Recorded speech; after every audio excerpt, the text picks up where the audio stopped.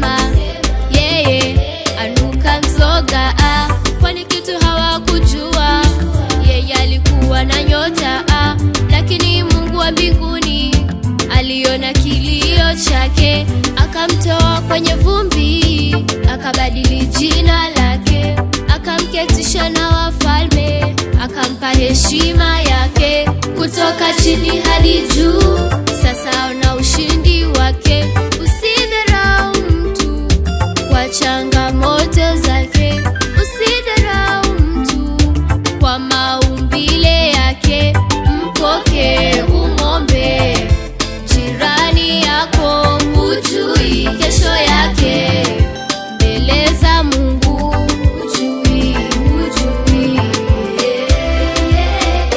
Huyu anadhani ananuka, leo hii Yesu amemsafisha, nyota yake imeng'aa, hana haja ya kuogopa, kutoka kusota kama noga, ana baraka amepokea.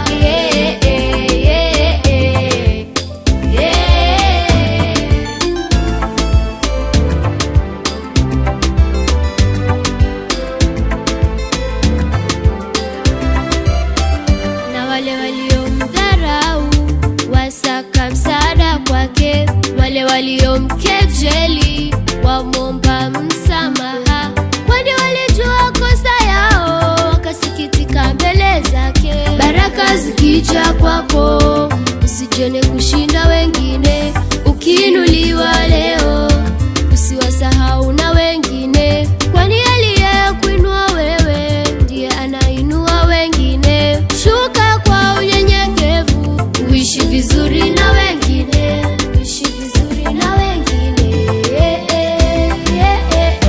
Hata kama walikuumiza, usilipe ubaya kwa ubaya, umejawa na upendo, usiwe na chuki nao tena. Hata kama walikuumiza, usilipe ubaya kwa ubaya, umejawa na upendo, usiwe na chuki nao.